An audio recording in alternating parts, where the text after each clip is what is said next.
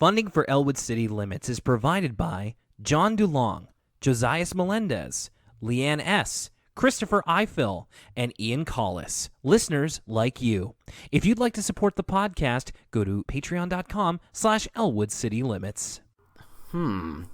Terry Rozier, a more clutch player in the finals than Kyrie Irving? I mean, that's kind of a hot take. The Knicks should trade Kristaps Porzingis? I don't know. Oh!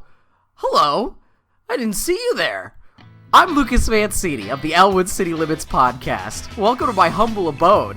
While you're here, I'd just like to remind you that Elwood City Limits is recorded in beautiful Halifax, Nova Scotia, by the ocean.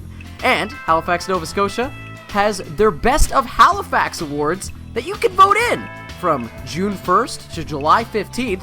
And what do you know? As this podcast is recorded in Halifax, it's eligible for the best podcast from Halifax. All you have to do is go to bestofhalifax.com, scroll down to the media section, and type in Elwood City Limits as your nomination for best podcast. You can even write a little blurb about why you think it's the best. It would be really great if you're a fan of Elwood City Limits to head on down to bestofhalifax.com and nominate us. Thanks! Funding for Elwood City Limits is brought to you by Facebook, Facebook.com/Elwood City Limits, Twitter, @ECL Podcast, Tumblr, ElwoodCityLimits.tumblr.com, email, ElwoodCityLimits@gmail.com, and by contributions from listeners like you. Literally at ElwoodCityLimits.libsyn.com. Thank you. Cha-ching, cha-ching, baby.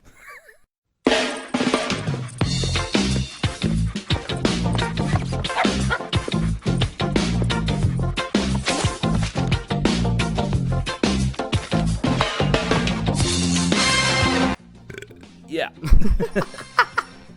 It's that morning energy. Yeah, something like that. We get that big morning energy. I wish we could. I'm sad this isn't going to be part of the podcast. That'd be a great. What do you mean it's not going to be part of the podcast? That'd be a great episode title. Big morning energy. Ooh, or maybe not. The more I think about it, maybe not. Welcome to Elwood City Limits. That was the start of the podcast, and good morning to you wherever you are. My name is Will Young, and that's Lucas Mancini. Hello, hello. And that's how we make it part of the podcast. Yes, we are recording once again on a very, very hot August morning, keeping the window open, so if there's any guest spots from any local crows or raccoons, you may be able to hear them if you listen carefully. Yeah, we'll see if the bad take police drive by my window as they're one to do. All right. Yeah, we've got another full episode of Arthur coming up here. And because, of course, we are the episodic Arthur podcast, the award-nominated Arthur podcast. Which we're going to be saying till the end of time. Well, yes, and it is true. We were technically award-nominated at one point. And thanks to listeners such as yourself, and, of course, we have a little bit of feedback from you guys that we always like to start off the show with, so let's really get it going here. Over at ElwoodCityLimits@gmail.com, that's where you can send your emails relating to anything about the podcast or anything that's on your mind. We got a couple here. I'm going to start this one off with something relating to our last Elwood City Limits episode. Lucas, do you remember the math problem that Mr. Ratburn had? Yeah. That was another morning recording session, so I was using 100% of my brain power there, and I was completely unable to figure the problem out. So this one's going to get a little wordy because Rohan emailed us with the answer to the question, and Rohan showed their work. Well, I'm glad to hear that the question is even answerable in the first place. I wasn't sure if it was like a nonsense question. I wasn't paying attention hard enough, I guess. So let's take it over to Rohan. Hey, guys, in case you're interested, I did the math problem for your show last week. I don't want you guys to hurt yourself too much from thinking about it, Lucas especially. So, the train has 1,873 scoops of ice cream, and the question is asking, how fast does the train need to travel from Chicago to New York City before half the ice cream melts, given a melting time of 6 scoops per minute? So, let's go through this step by step. You have 1,873 total scoops, so we need to find out what half of that is, which ends up being 936.5 scoops of ice cream. So now our question is, how long will it take half of the ice cream, 936.5 scoops, to melt. Well, they tell us the ice cream is melting at a rate of 6 scoops per minute. So we divide 936.5 by 6. When you divide this, the units cancel out and we're just left with minutes, which ends up being 156.083 minutes. Convert that into hours, divide by 60, and we're left with 2.6014 hours. This now tells us that the train from Chicago to NYC has to get there in less time than 2.6014 hours to avoid half the ice cream melting. I don't know the specific starting and ending points in Chicago and NYC respectively, so I just looked on Google Maps for the distance, which is 791 miles. Now divide 791 miles by the total time we have before the ice cream melts, 2.6 hours, and we get 304.07 miles per hour as the speed of the train. So the train has to travel faster than 304.07 miles per hour because traveling at that speed would be the time needed for exactly half the ice cream to melt. So we have to travel quicker than that to answer the question in order to reach NYC from Chicago before exactly half of the ice cream melts. Hope that made sense to you, and if not, well, I don't really think this is a math problem you guys will ever have to worry about unless you're for some reason trying to move 1,873 scoops of ice cream halfway across America in a relatively short time. Take care, guys. Looking forward to the next episode. That's from Rohan. Now I know how Tekashi69 felt in that Instagram live video where he's trying to solve the simple math problem. I can definitely see the steps here, but I don't think I would be able to come to that conclusion on my own. So Rohan, A+, my friend, you are the listener of the week. No offense to our other listeners, but hey, I didn't expect anybody to do that math problem. So big ups for taking that challenge on. We have an email here from our friend John DuLong at the John DuLong Show. Check it out on Apple Podcasts. Hey guys, long time no write. You may recall that on a previous email, I recounted the fact that I had encountered the twins, perhaps evil twin versions, of Lucas and Will in the wilds. I remember this. I have an update. Bizarro Lucas, as it turns out, has started working for the same company as I do. Oh my goodness. The plot thickens. He recycled properly and didn't make me wait for the coffee machine, so, probably not evil. And he also gives us a shout-out for our Best of Halifax nomination. Thank you, John.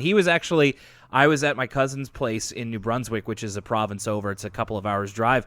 And all of a sudden, my John DuLong from the John DuLong Show, he put it up on Facebook of like, hey, everybody, Will's nominated. And I'm like, what? And then I kind of found out for this. So breaking news from him. Thanks a lot, John. And again, check his podcast out. No, I found out a bunch of nominations that way. This year, it's actually pretty touching because I've been paying attention to the Best of Halifax Awards my whole life. And I never thought this year my dad's nominated for counselor. My best friend of all time is nominated for best director. So it's a pretty special class of nominations this year. So hopefully someday maybe we could get John DuLong nominated for best podcast. Yeah, I think that's something we can definitely do. We tried to get nominated in our first year, and it didn't really take. You gotta kind of prove to people you're here to stay. That's why rise and grind, baby. Just like the Rock's Instagram videos. Yeah, I'm the type of person who gets up at 4 a.m. and eats a stack of waffles. Yeah. Our last email has to do with last week's episode, which was the first ever free edition of the Filibuster. As a thank you for everybody nominating us, and it's a response to my section of it. It's from Eski. I heard your thoughts on the first Kingdom Hearts game, and I'd have to say that the second game definitely improves on most of my gripes about the first game, my being me, Will. However, the worlds in Kingdom Hearts 2 are much more bland in comparison to the first game. I think they tried to keep it simple, as the first game generally gave no direction in how to get to the objective. I enjoyed the first game's simple story. I can understand why you might have thought it was too basic.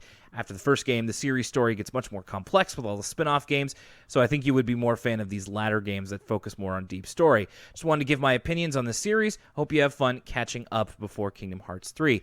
Thank you, Eski. And yes, as I said last week, you can check it out. It's our free edition of the Filibuster. That was a bit of a nostalgia buster for the first Kingdom Hearts game. I kind of didn't end up enjoying it as much as I did when I was a teenager, but I'll tell you this, I started playing Kingdom Hearts 2, and after the first 2.5 hours with all that story garbage, man, is that game immediately better in like almost every conceivable way, even just in little touches of quality of life. Man, I'm having so much of a better time, and I've barely just begun, so it's a good sign indeed. Now, Will, have I played a Kingdom Hearts game? No. Have I watched a 40-minute Kingdom Hearts lore video? Yes. And I could honestly say, if the basicness of the story was one of your issues of the first game, boy howdy, do I got good news for you. Oh, don't you worry about that. I mean, I've already got a mountain of a climb ahead of me. Yeah. Before Kingdom Hearts 3 apparently, gets it's here. like specifically when he says the spin-offs, it's true. Like even though 2 adds some layers of complexity, to really see the like bonkers stuff, it's like the PSP games and like Birth by Sleep and 187 days over something like all those get very complicated. 358 over 2, actually. So I'm into it enough that I know what that is. Oh no, but... I'm having flashbacks to that email about the math problem. All right, thanks everybody for your emails over at elwoodcitylimits@gmail.com. Always enjoy receiving those. Lucas, we're getting near to the end of season 4. We've only got a couple of episodes after this, so let's get started here with 1001 Dads, which is something that kind of confused you from the outset the last time we talked about it. Yeah, I still don't really like. It's not a great title. This episode could have, at first, because of the way the episode title looks like in the video we watch, when numbers are next to the episode number, I kind of like block them out. So at first I thought this episode was just called Dads, like Midwestern emo band or something. And I think that's a much better title than 1001 Dads.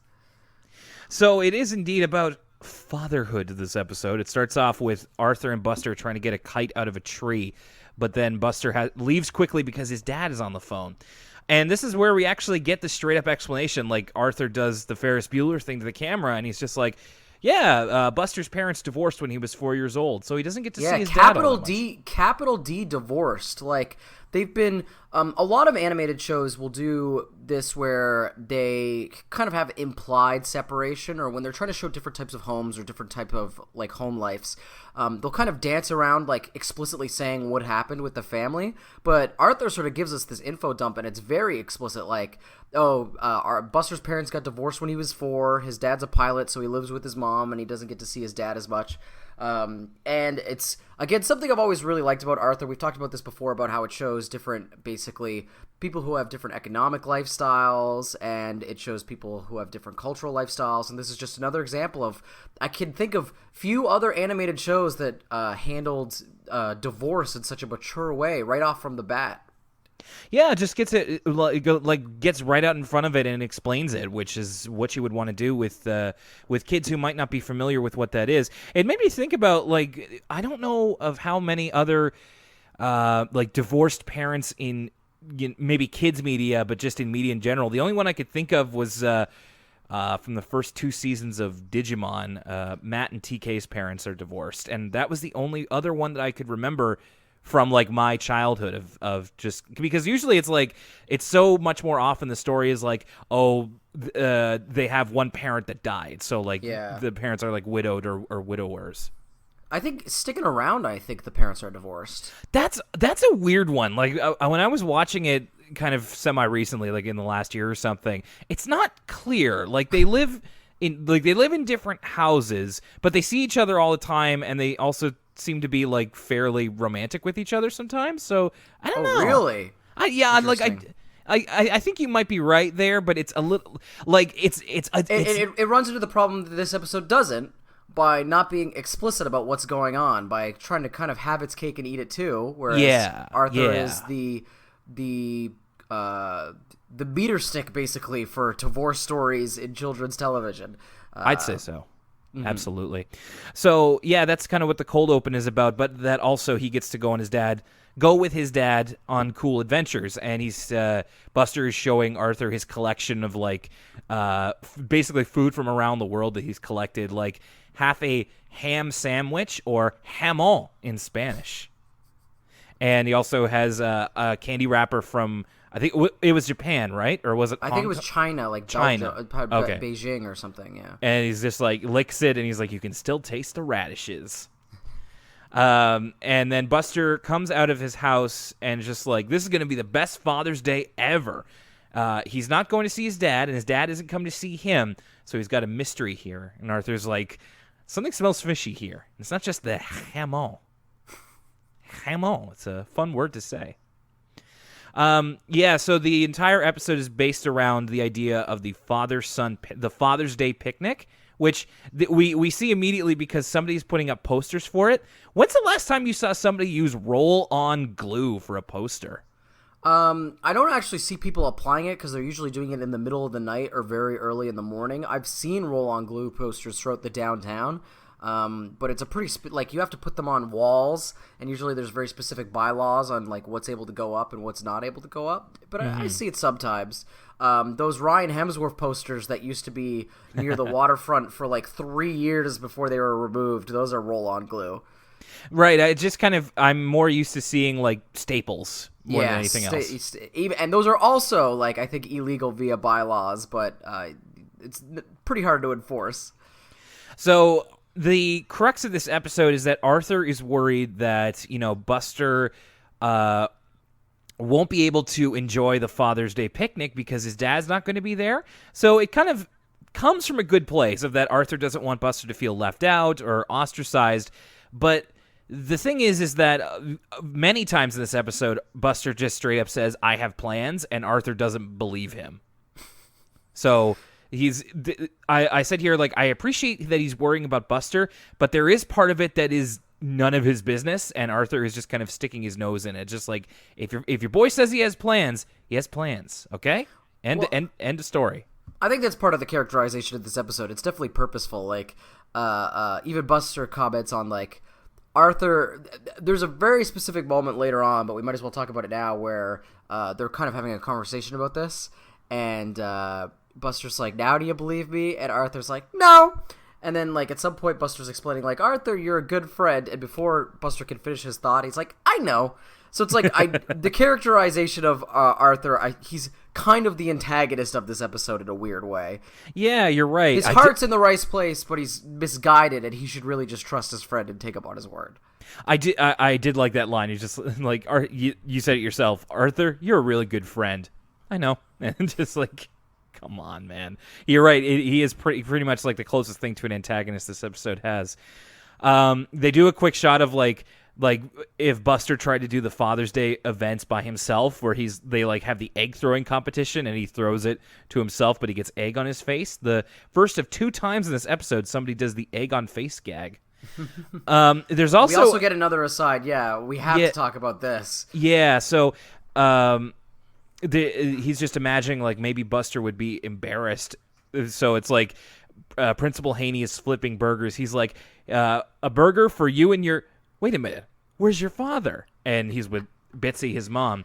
And he's just like, oh, my parents are divorced. And then Principal Haney like flips a hamburger onto his chef's hat. He's like, parents are divorced. And his attention, everyone, Buster's parents are divorced.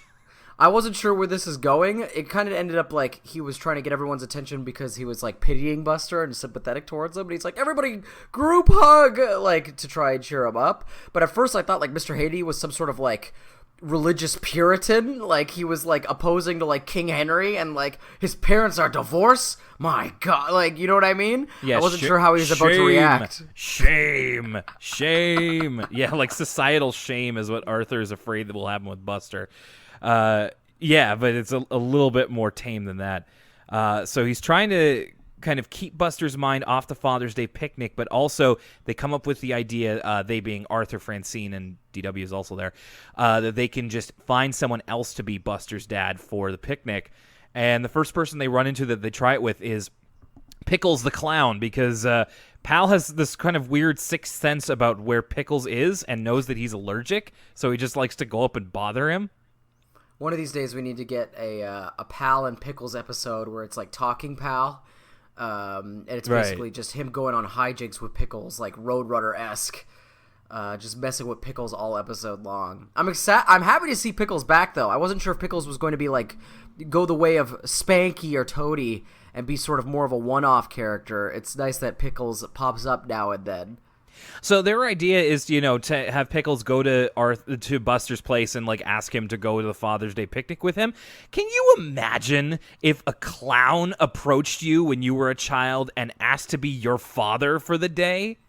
Yeah, I can't see Buster's mom being too pleased with that turn of events. Yeah, this never rang any warning bells for me until age 27, where I'm like, hey, wait a second, this is a really terrible idea, and frankly, kind of scary.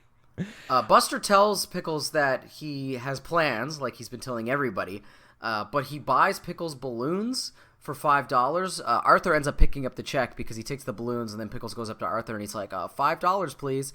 That's a lot of balloons for $5, and they're also inflated with helium. As someone who had to buy balloons from the party store semi-recently, it was closer to $25 to $30, and it wasn't even that many balloons. So $5 for that, Buster, that's a steal.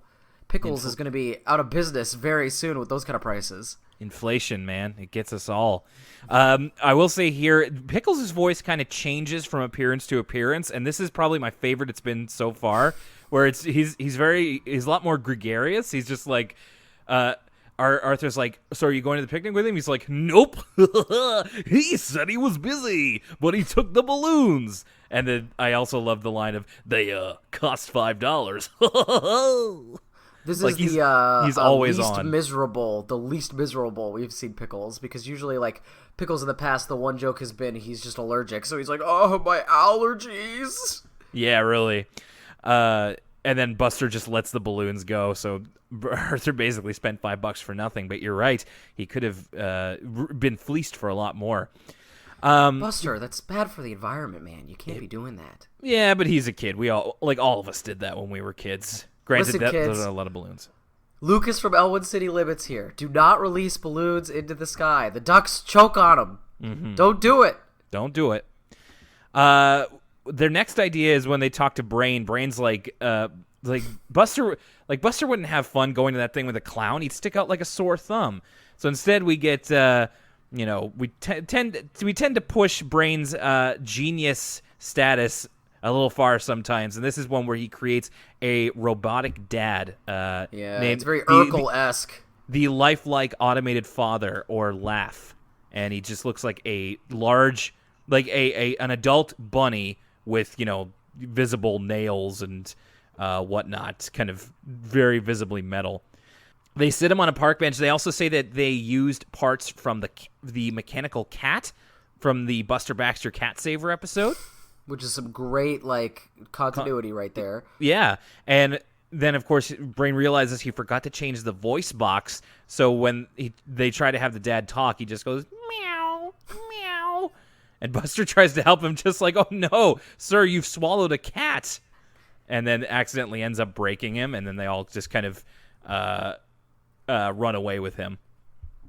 After that, we get my favorite of these, asides. This episode's called 1001 Dads because it's basically the kids trying to find a solution to a problem that doesn't exist. They're just trying to get all these dads to audition to be Arthur's dad. It's kind of similar to the episode where Muffy's looking for a new friend. It's like one of those ensemble episodes where everybody's got a different idea, and we kind of see how it plays out from there. But my favorite is definitely the sequence where Arthur and Francine decide to see if Mr. Ratburn will be Buster's dad for the day. And even Arthur is not so sure about this plan. He goes, I don't know, I wouldn't want him as a dad.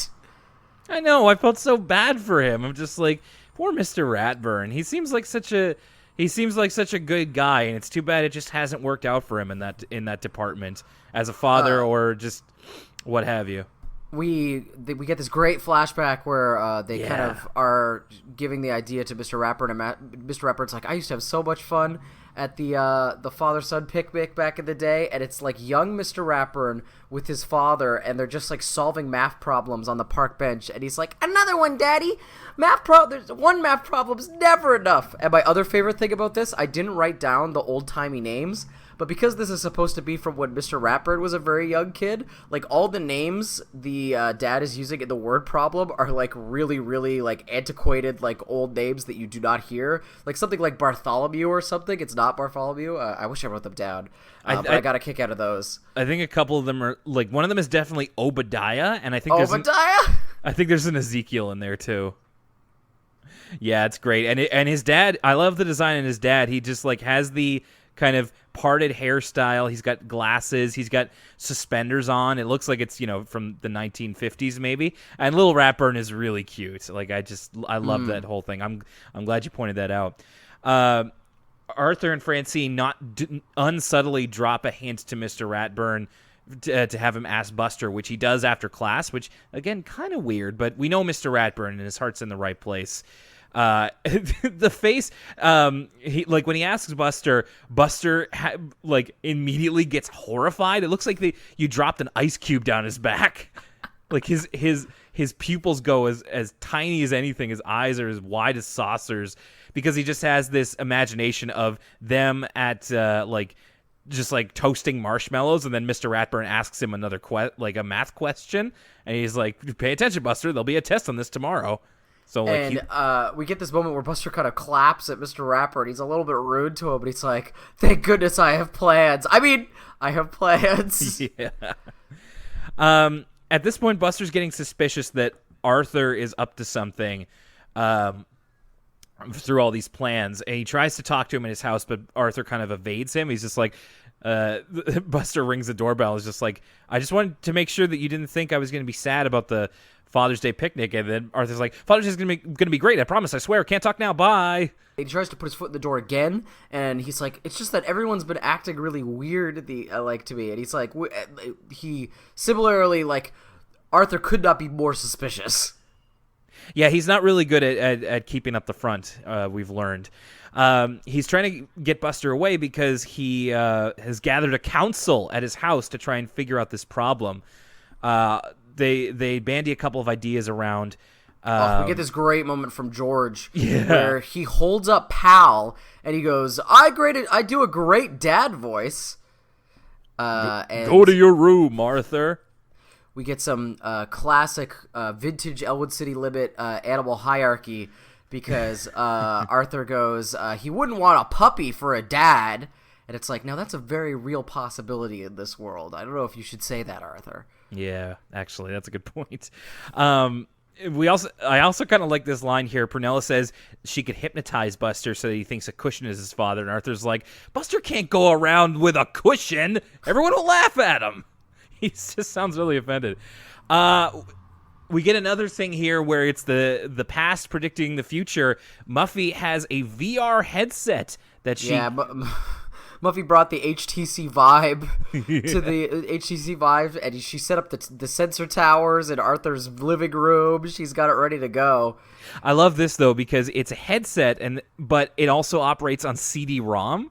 So it's like you put the goggles on, and then you put the CD-ROM into a slot on the goggles, and it just starts spinning. And it looks like one of those slideshow headsets taped to a motorcycle helmet, essentially. Like, it's a very low rent looking, like very low tech. Like a Viewmaster. Yes, a Viewmaster. And she's... Boy, there's a couple of things in this episode that you don't notice until you're older, like I said before. And she's like, we can use this VR headset that I have. This one is called Daddy. And I was like, do not use the Daddy game around your friends. Maybe it's something. Maybe it's Dream Daddy. Maybe it's a little bit more on the level than just Daddy.exe. Just like, don't put the Daddy CD-ROM. If we've learned anything in 2018, don't just wait until you're alone, just so you can figure it out. I'm gonna write an article for Polygon about people using the Daddy VR headset at the anime convention. What's the etiquette? But what it is, it is just a simulation of playing catch with your dad, and it's like in vector graphics. Mm-hmm. It looks like Battlezone or something. Yeah, it does. I think they've used vector graphics a couple times because we've definitely asked about it. Arthur is really taken by it, but then Muffy's like, on second thought, I think I'll use the helmet and Buster can have my dad. But then the solution they decide to go with is one that Binky says, and he's like, I could be Buster's dad. I'm older. And he's like, oh, and everybody's like, well, only by 1 year. And Vicky's like, well, I don't see any dads lining up behind me. And he just quickly looks behind him. And so then we get the best part of the episode by far. Absolutely. which is Dad Binky, and the comedy here is just stupendous. Like, every single moment from this, like, 5-minute sequence of Binky training to become a dad is just fantastic. Especially, like, the longer you think about it, the funnier it gets. Like, there's a part where he's, like, babysitting the Tibbles, so I just picture, like, Binky, like, approaching Mrs. Tibble and being like, hey, can I babysit your kids to train to be a dad? And it's wonderful. I said here, I want a full episode of Binky babysitting the Tibbles. We've gotten several episodes out of, like, different people interacting with them. Binky, I want to see. But there are some really great, like, quick ones here and there as we go through the montage of Binky becoming a dad. Like, Arthur gets him a bunch of books on the subject of how to be a parent, and he's like, thanks, tie your shoelaces. Yeah, immediately Binky has, like, switched on dad mode, and he's like, tie your shoelaces, you can trip. Like, and he tucks a DW so tight she can't breathe, and the covers. He gets a suit. He goes to, like, he goes to Moore's, and he gets a, like, a tan suit with elbow patches and glasses that are not his prescription. I don't know how they managed to find such a perfect child-sized dad ensemble, but they did it. So he's hanging out with Buster, and he keeps calling him my boy, like he's Zelda's dad from the CD-I Legend of Zelda games. Like, Buster, my boy, peace like this is what all true warriors strive for. My ship sails in the morning. I wonder what's for dinner. I'm so hungry, I could eat an entire Octorok. Oh boy, I'll grab my stuff. Oh man, yeah, I didn't think of that, but you're totally right. My boy, he does use that a lot, and he's trying to, like, pour him hot chocolate from a thermos, but because he's got the non-prescription glasses, they're frigging up his eyes. So, like, Buster's just, like, moving around, and he's like, "Quit moving the cup." I mean, watch it, my boy. Back into, he reverts into old Binky, and he's like, "Stop moving the cup!" And then he, like, catches himself, and he's like, "Watch it, my boy. This is a hot beverage." There's like a couple of times where he reverts back to old Binky, where, like, Buster's kind of catching on that this is, like, a scheme from Arthur. Binky has, like, a book that he's keeping just in case of, like, dad-isms. So it's like he looks away from Buster, and he's like, "Starve a cold and feed a fever." And then Buster like really is catching on, and then Binky's like, "Yeah, but just play along, doofus. It's for your own good." He's like that. Like that was it. That was what cracked. And then Buster leaves. He says, "You can tell Arthur that I already have a father, and I'm not sad." And my favorite line of this is Binky just going, "Yes, you are. You're miserable." And then we get this great moment of, like, physical comedy where Binky, like, falls in a river and rips his new suit. And to which he says, "Some son. I bet he won't even get me a tie for Father's Day." At this point, Buster is completely distrustful of Arthur. They meet up at the Sugar Bowl, and Buster's like, "I wonder who my..." Buster's got such a great monologue here. Yes. He's just like, "I wonder who my father is today." But then Arthur reassures him that he's not going to try and do that. We actually get this interesting camera work here where it's like it starts at one of Arthur's shoulders as he sits down, and then it moves to the other shoulder. Did you notice that? I didn't notice that. I'm pulling it up again now. That's really interesting. In this scene, like, not only does he say, "I wonder who my father is today," he's, like, pointing to objects around the room, and he's like, "Is that my dad? Is that my dad?" And he's like, "Is it that pinata?" And there's just a bull pinata, and it's just a one-off. Like, that's not a reference to anything. There's just a pinata in the Sugar Bowl. So yes, I want to talk about this monologue, like you said, from Buster, and I gotta be honest with you, I'm just thinking about it right now, and when I was watching it, definitely, it got me a little misty-eyed, because this is, I mean, Lucas, your parents are still together, right? Yes, they are. My parents divorced not when I was young like Buster, but when I was actually in, like, junior high school. Mm-hmm. But a lot of this episode I related to because of my own experience. And essentially what Buster, like, this is the Arthur, you're a great friend, but you don't always listen. And Buster is very straight up. Again, they're tackling this issue very well. He says, "I admit sometimes I do miss my dad, and I get a little upset because I can't see him. I have to call him. But I love the adventures that we go on, and even though my parents aren't together, we're still a family. It just looks a little different from yours." And honestly, I had never considered divorce in that way, and like I've been through it myself, of just how they are still a family. It just looks a little different than a lot of the other kids in Elwood City whose parents are still together. And for my specific situation, that is still very much true. My dad doesn't fly a plane, but he is far away, and I don't get to see him very often. But we are very close as a familial unit. Like there's not much tension behind the divorce. It's just like my parents are still very friendly with each other and all this kind of stuff. Like my dad helped my mom move just last week when he came down. So this really kind of struck an emotional chord with me, and I think that they handled it incredibly well. Yeah, I think it's important for things like these, like, so often, I mean, it's a sitcom thing, right? And a lot of times cartoons are copying the formats of sitcoms, but so often we see in shows that we sort of have the nuclear family unit, right? And so more often than that, every family is different, and there's nothing wrong with that. It's nice to see some representation of that in a kid's show, because we sort of get less variety and diversity in kids' TV than we get in adult TV. In adult TV, you could find pretty much every living situation under the sun. So that's what makes, I think, this episode really special, is that it handles it in a mature and realistic way. But it doesn't come off as ham-fisted or after-school specially at all. It just comes off as very real and genuine, specifically in this Buster monologue here. So Arthur, like, one more time asks him, says, like, "So are you coming to the picnic?" He's like, "No, I have plans." So Arthur finally has to let this go and kind of sees things from Buster's perspective.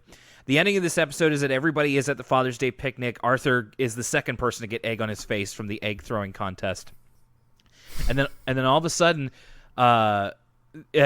we see the Tibbles went with Mr. Ratburn, so they got their father figure there, which is their familial situation is left unaddressed for the foreseeable future, the Tibble twins. And then they spot a hot air balloon coming in, and it's piloted by Buster and his mom.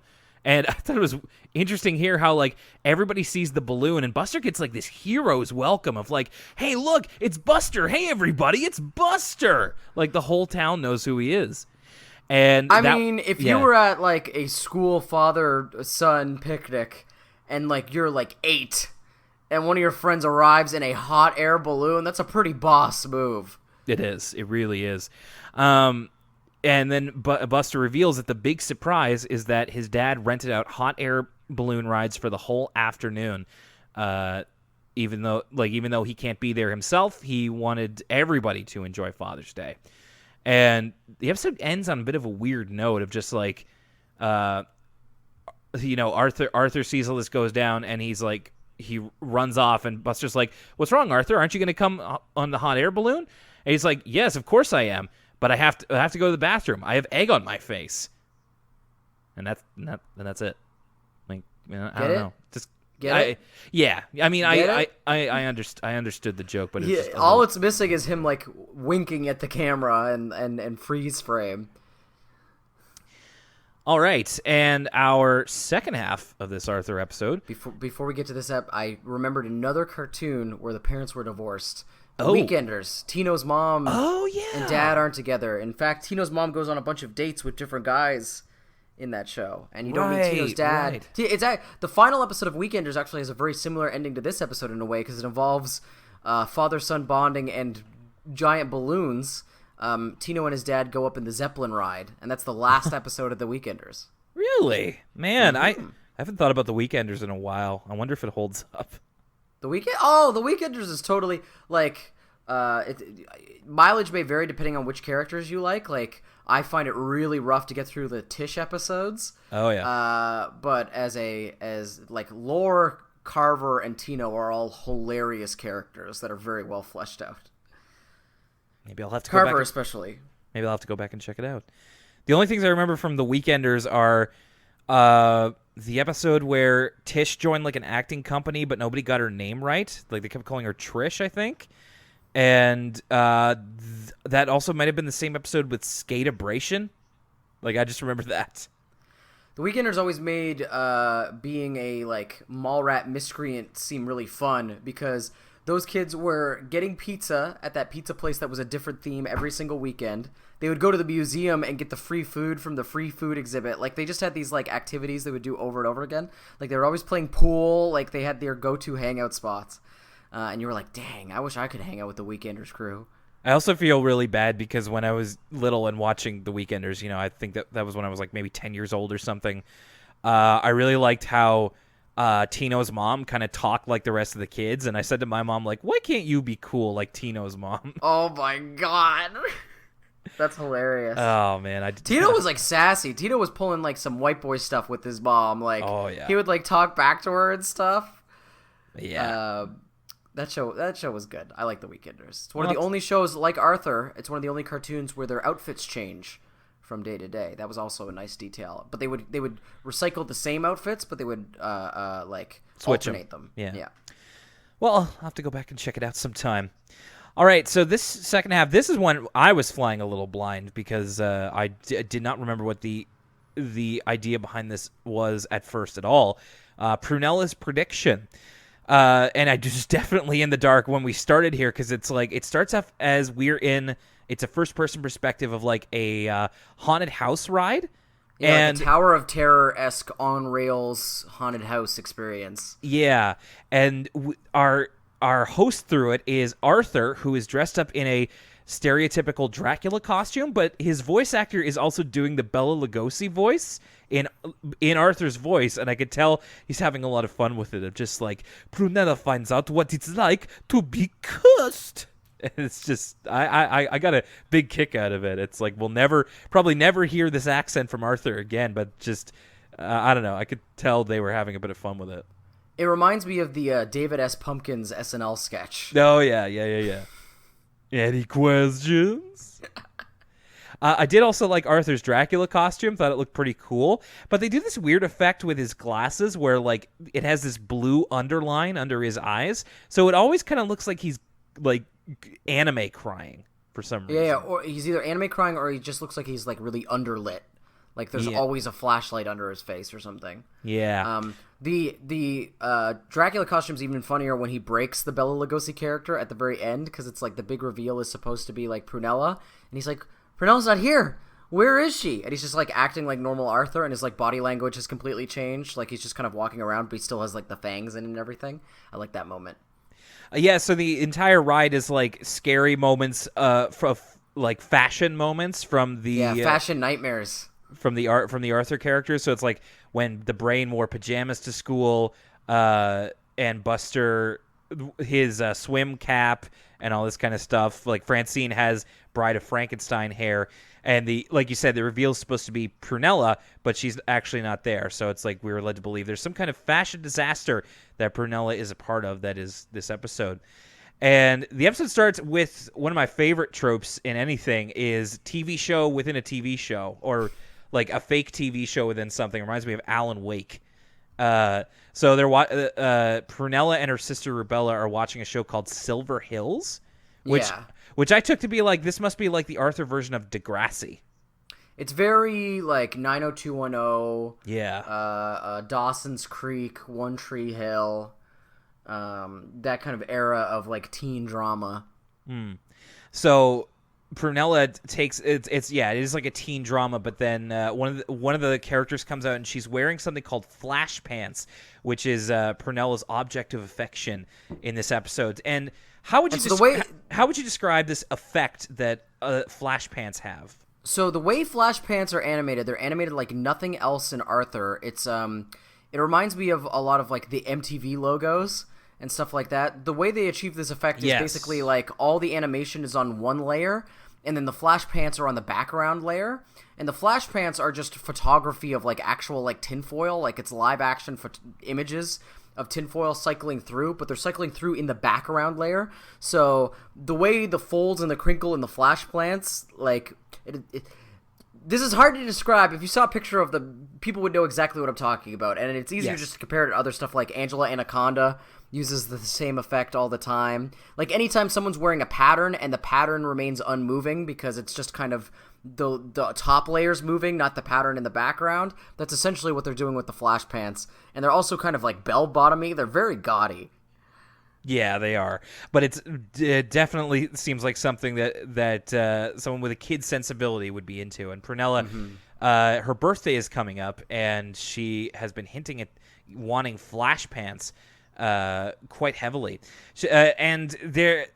I know that we said before, like, Prunella's definitely not our favorite character, and Rubella even less so. But there is an aspect to her character that was introduced in this episode that I actually really liked.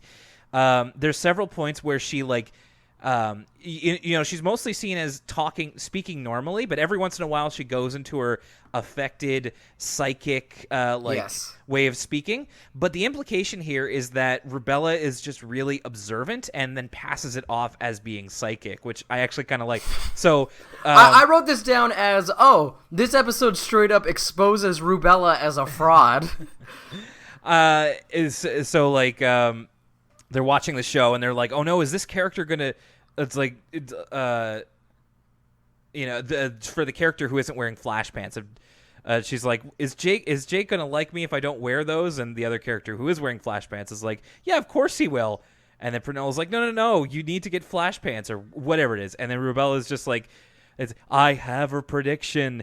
Jake is going to dump her just like in the previews."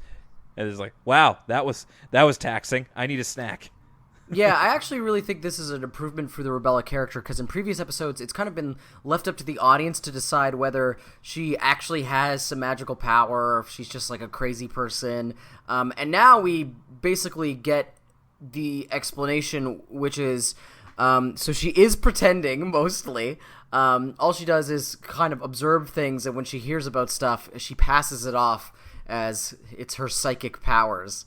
And overall, I think that is an improvement for the Rubella character. Well, yeah, because like previously she just kind of seemed like up her own butt about this kind of stuff of just like lording it over everybody. But now it's just like, oh, okay, well, she's just a very good observer, but she's certainly not psychic. It's all just a put on. And she goes into the kitchen to get a snack, Rubella does, and then hears her mom talking about something silver that her grandparents are going to get Prunella for her birthday. So then Rubella kind of puts that forth into a psychic prediction. There's actually a funny little line, a delivery, more of a delivery from Prunella here. Rubella asks her into a room to, like, under the pretense of, like, reading her astrological sign. And then she does the reading, and Prunella's like, "You got me in here to read that?" Just very saucy. I liked it. I actually really like Prunella in this episode. Me too. And we'll get in Prunella as the voice of reason, or as like the person who is sort of the skeptic in all this, is a good role for her. We have this really funny moment later on where Rubella's trying to show off her psychic powers and say that she thinks something from an old person is coming in the mailbox, and for some reason Prunella just keeps thinking it's like the Bob Barker sweepstakes, or the what's the sweepstakes guy's name? I don't know. I'm not sure. Ed McMahon. The Ed McMahon.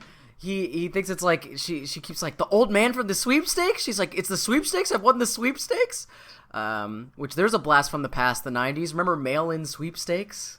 Only barely, and yeah. I definitely was too young to do those.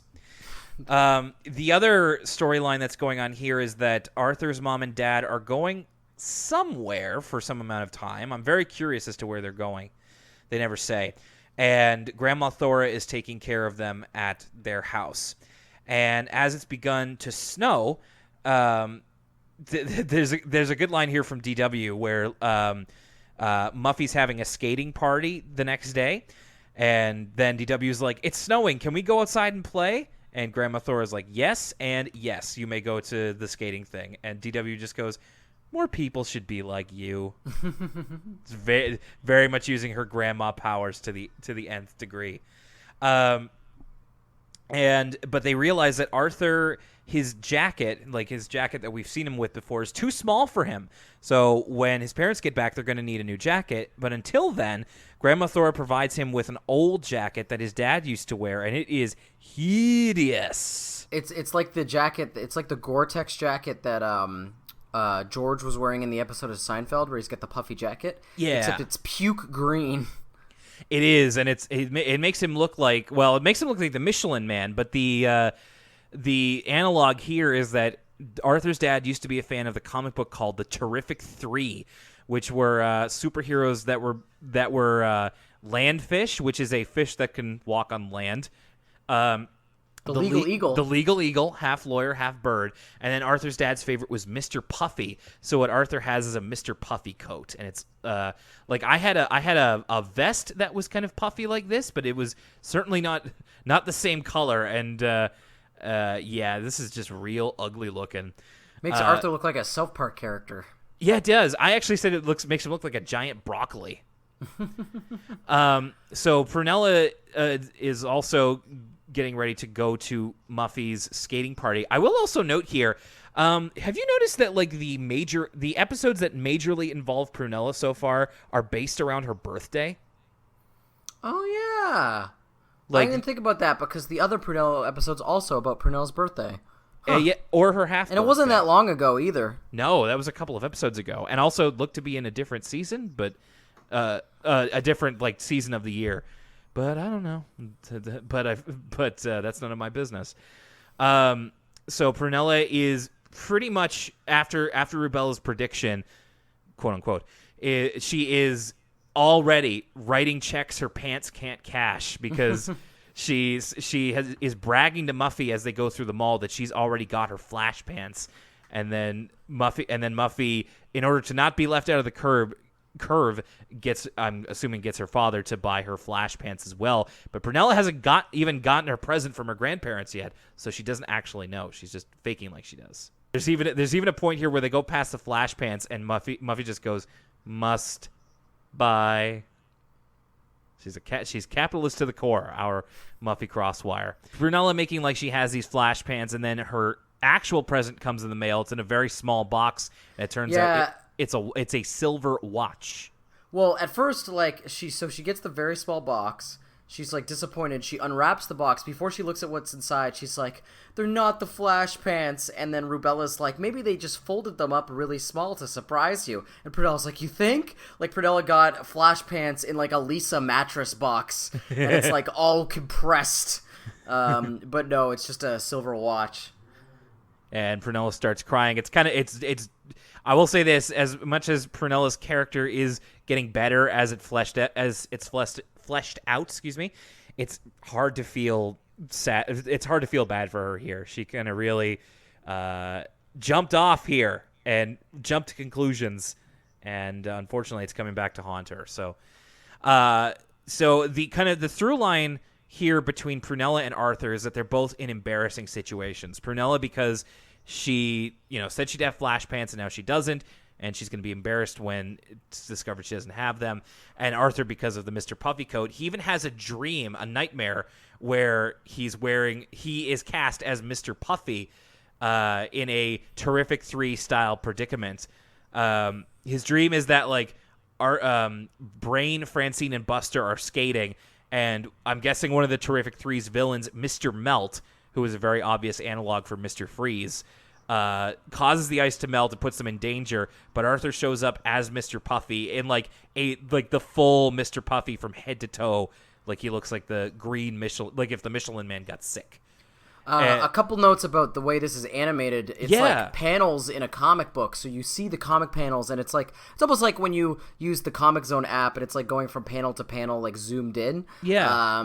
And also the way they draw the characters is the same, but the backgrounds have much basically darker shading. So like the shading is all straight black to give it much more of a comic booky feel. Also, small detail, Binky is wearing a Habs jersey, or kind of like a slightly off-brand, non-copyright infringing Montreal Canadiens jersey. Is Binky in the dream? Oh, he is. Okay. I didn't notice that. Very interesting. But I'm guessing it must be from the colors then. I wonder. Well, no, it's the logo. It's the colors are a little off. There's no yellow in the Habs colors, but you can see it's a CH. It's the Montreal CH logo, just kind of again changed enough not to infringe on copyright. Interesting, because I don't believe Binky's voice actor is a Habs fan. In fact, I think he might be quite the opposite. So, Arthur shows up as Mr. Puffy and kind of just flops on top of Mr. Melt and then kicks him in, essentially throws him into the water and definitely kills him. Mr. Melt is dead. R.I.P. Mr. Melt. It is savage. And then the kids are what's savage is how ungrateful the kids are. Absolutely. They start immediately roasting Mr. Puffy. They're like, "Who are you, Mr. Moldy Marshmallow Man?" They're like, "Boy, if you don't," even though this guy saved their lives. Yeah, Arthur floats up to them and he's just like, "I'm Mr. Puffy." And then even though they are on ice floes and could go into sub-zero water, they just start throwing snowballs at him, and Arthur just impotently, I love this, he's just like, "But I saved you! I saved you!" And then we get this great delivery of he's still saying it as he's waking up from the dream, and he's like, "I saved you." So yeah, Prunella and Arthur both very embarrassed about their situations, and there is such a terrific this I would call a good joke, where Prunella says she's so embarrassed she can't go to skating, and Rubella says, "Come on, Pruny, no one's gonna be looking at your pants." Immediate cut to Muffy talking to Prunella on the phone. "I want to look at your pants." She's like, "I'll have the driver come pick you up now. I have to see what you're wearing with them." Exactly. And then Prunella, in the most relatable thing that she's done so far, decides that instead of going out to go skating, she's going to hole up in her room with peanut butter and soup and crackers. All winter. She's just not going to leave. And I was like, that sounds like a great winter. She's just pulling the classic millennial move of holing up in your room, eating salty foods.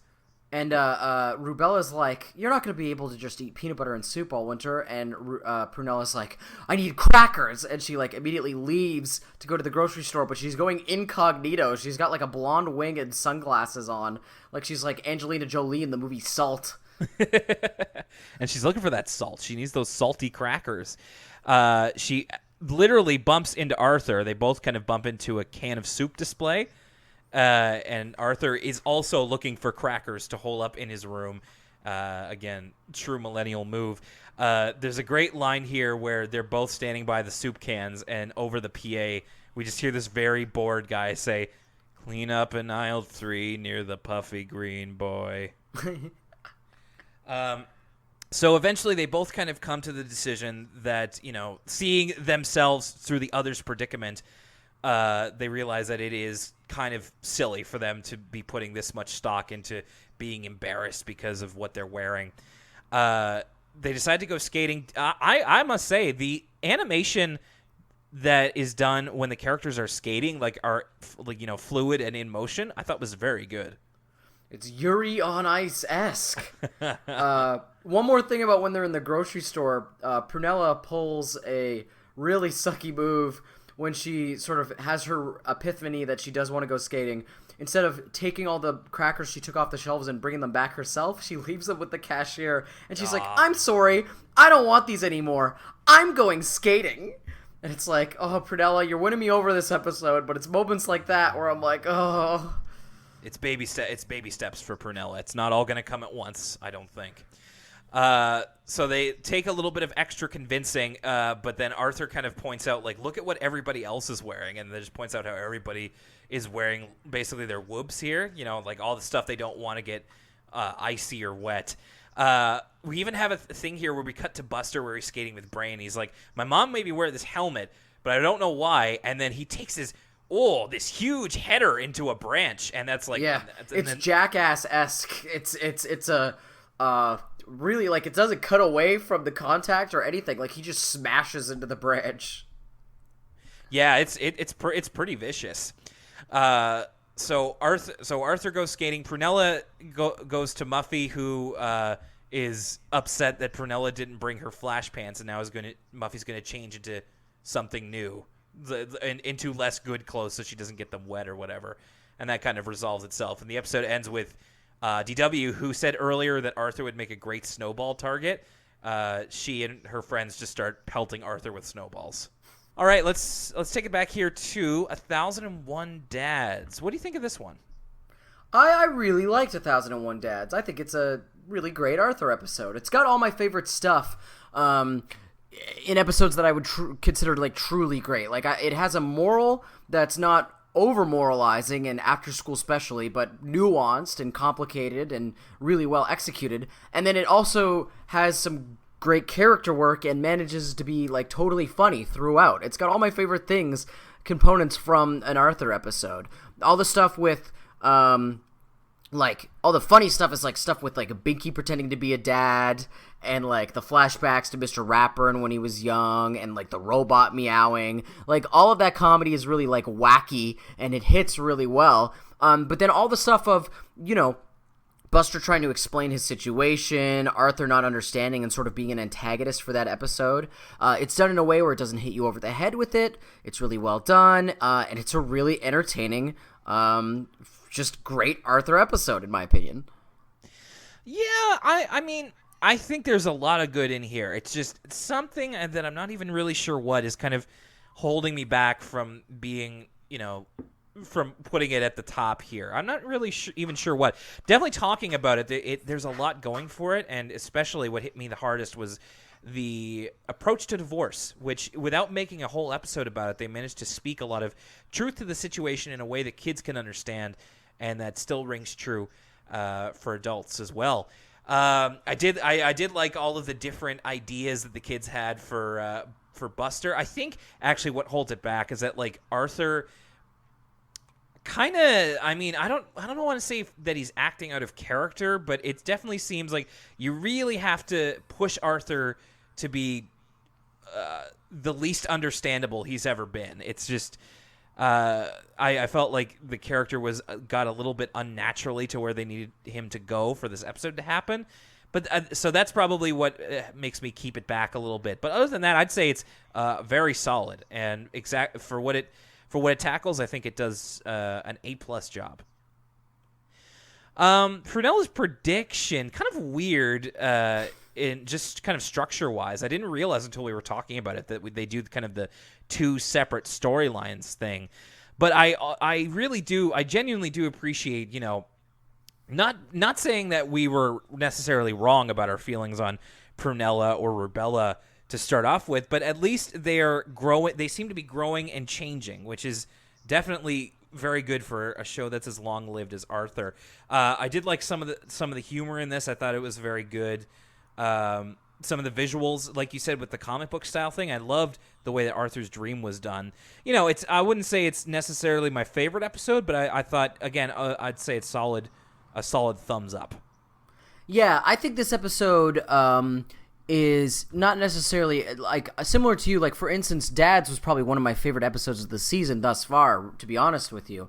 Prunella's prediction is an episode that I have very positive feelings about, but I think it's because of how it subverted my expectations.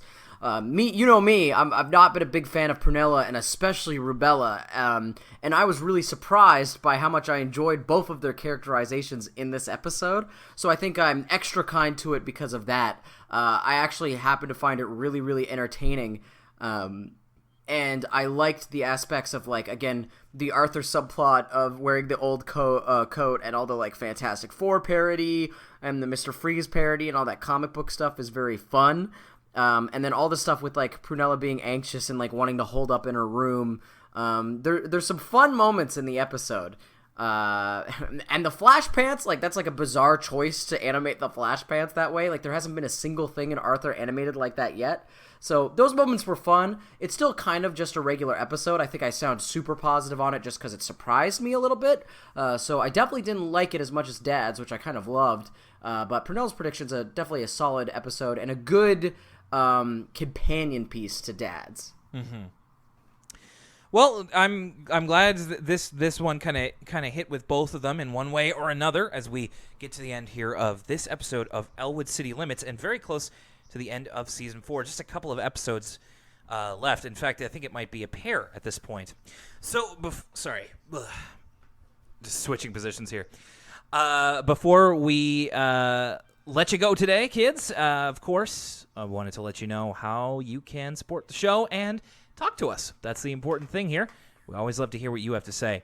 Facebook.com/Elwood City Limits. On Twitter @ECL Podcast. Tumblr, elwoodcitylimits.tumblr.com. You can send in emails like Rohan, John Dulong, and Eski did for this episode by sending it to elwoodcitylimits@gmail.com. And, of course, you can find the podcast on Apple Podcasts, on Google Play, and on elwoodcitylimits.libsyn.com. All right, coming up next time, whenever that may be, Lucas, we're going to be talking about the episode that is titled, What Is That Thing? And Buster's Best Behavior. Don't know what either of these are. Don't recognize either of the names. I don't know what the second one is. I absolutely know what the first one is. So that's gonna be interesting to regard as we move forward here. Certainly hope that our recording days get less sweaty, because I have to keep leaving the window open. So hopefully the humidity will break very soon. My name's Will Young. Thanks again for listening to this episode of Elwood City Limits. And, of course, don't forget to vote for us, bestofhalifax.com. And for Lucas Mancini, careful, my boy. That's a hot beverage. We'll see you next time. Look at all those heads. Squad-a-la.